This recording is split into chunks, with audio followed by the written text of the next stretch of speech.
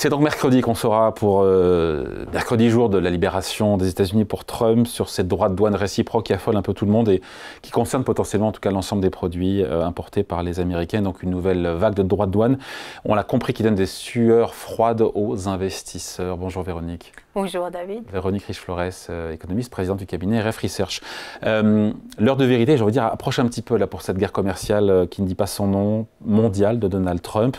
Est-ce que vous redoutez le pire ou pas? Parce que ces droits de douane réciproques viendront s'ajouter aux droits de douane qui ont déjà été annoncés ou qui sont déjà en application sur l'aluminium, sur l'acier, sur les bagnoles, etc.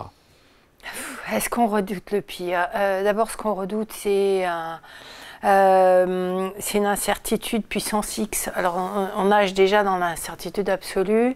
Il y a cette date butoir, effectivement, du 2 avril. Qu'est-ce qui sera annoncé? On n'en sait rien. Ça risque d'être de l'arbitraire, hein, d'être très inégal. Alors, on pourrait imaginer, effectivement, des droits de douane généralisés de X%, X, 10, 25, on ne sait pas trop d'ailleurs. C'est sans doute pas le plus probable, et moi il me semble qu'il va y avoir des pays visés, des secteurs visés, et que face à ces annonces, il va sans doute y avoir encore un nouveau round de tentatives de négociation, de réponses des uns et des autres, qui n'ont pas tous les moyens de répondre de manière unanime. Vous voyez à qui je pense, les Européens qui doivent se mettre d'accord.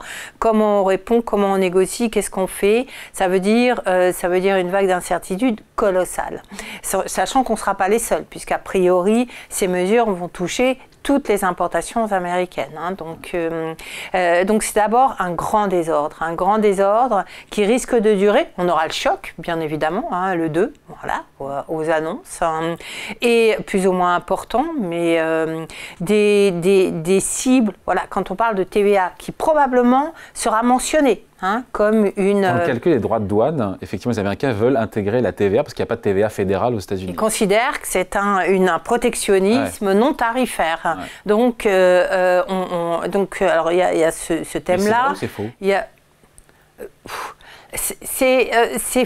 C'est faux à partir du moment où la TVA s'applique sur tous les biens importés ou non qui sont vendus sur les territoires européens, dans les différents pays européens. Donc, ce n'est pas une mesure discriminatoire à l'égard des exportateurs du reste du monde. Donc, en l'occurrence, ça ne rentre pas. Voilà. Mais alors, ça peut être plus discuté dans le cas de la réglementation ou de la fiscalité sur les technologies, etc. Bon, là, effectivement, il y a peut-être des domaines dans lesquels on peut comprendre la logique. Mais enfin, ce qu'on comprend surtout, c'est que Donald Trump va se servir de ces arguments comme des arguments pour valider une stratégie offensive qui est destinée à faire plier les uns et les autres de manière plus ou moins agressive, et sans doute que ce sera très agressif à l'égard de l'Europe en particulier. Donc, voilà, du coup... Est-ce qu'on rentre dans un autre monde avec ces tarifs douaniers réciproques dans l'attente d'une négociation, de riposte, de représailles de la part des uns et des autres?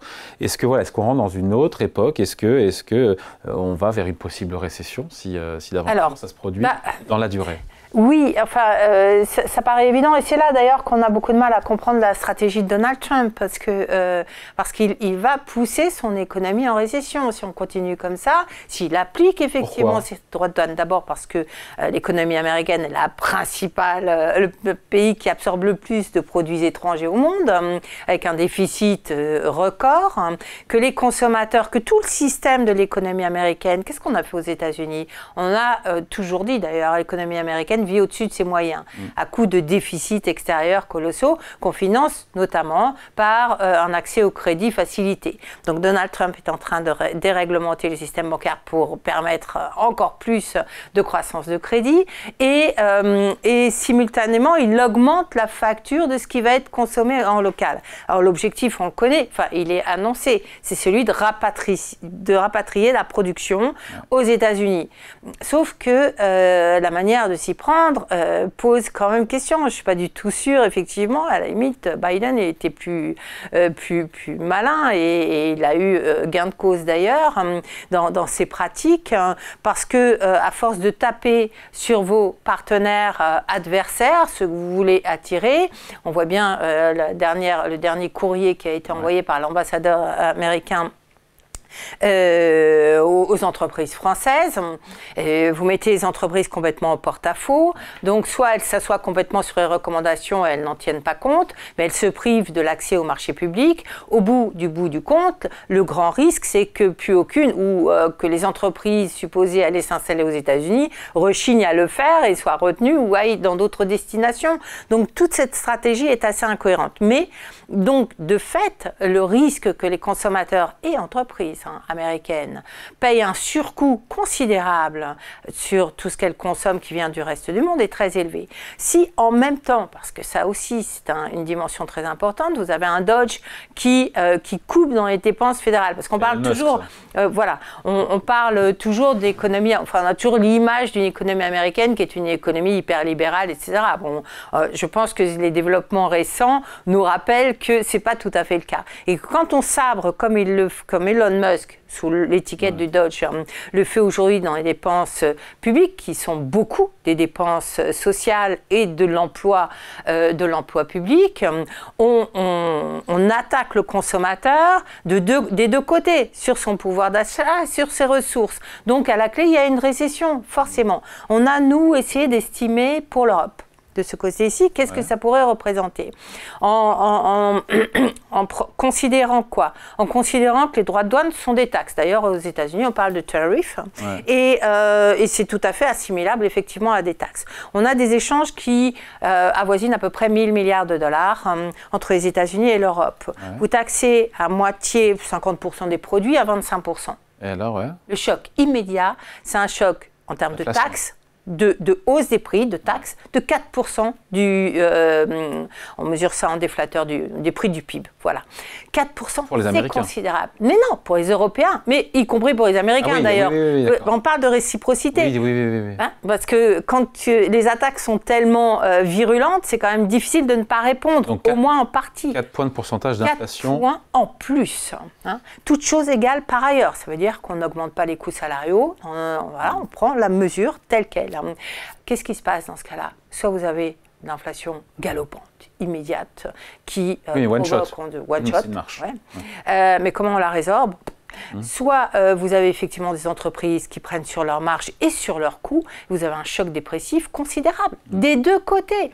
Donc oui, le scénario, alors ce qui est très curieux, c'est comme on n'a pas encore les modalités complètes, on n'arrive pas à basculer dans ce scénario-là. Mais c'est la vraie menace et c'est pour ça que les marchés qui commencent à prendre conscience quand même qu'aux États-Unis, les réalisations sont très loin des promesses, commencent effectivement à intégrer le scénario d'une récession. D'une récession qui plus est sans le soutien de la Réserve fédérale américaine qui, depuis le milieu des années 90, a toujours répondu très présente, très précocement présente pour calmer le jeu. Aujourd'hui, si vous avez un choc inflationniste, tant que vous n'êtes pas vraiment en récession, voire en dépression, parce qu'il y a une variable financière qui commence à devenir un peu un sujet, eh bien, la Banque centrale, elle ne va pas faire grand-chose. C'est la semaine de tous les dangers, Véronique, pour les marchés financiers.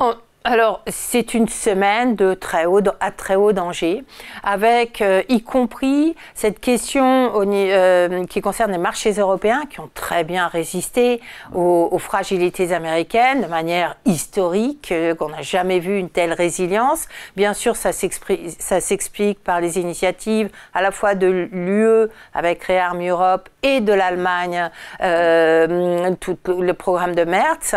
Ça offre des perspectives de croissance et de résilience exceptionnelles. Toujours est-il qu'à brève échéance, on sait que ces programmes-là sont très lourds, qu'on n'a pas forcément toutes les ressources pour les implémenter, en tout cas rapidement. Eh bien, ça veut dire qu'effectivement, la résilience des marchés européens est peut-être menacée si les choses tournent vinaigre sur les marchés américains. Donc oui, c'est vraiment un environnement très critique. Alors, semaine de tous les dangers, je ne sais pas si c'est le terme que j'aurais choisi, mais incontestablement de grands dangers. Allez, merci beaucoup. Explication signée Véronique Riche-Flores, économiste et présidente du cabinet RF Research. Merci. Merci David.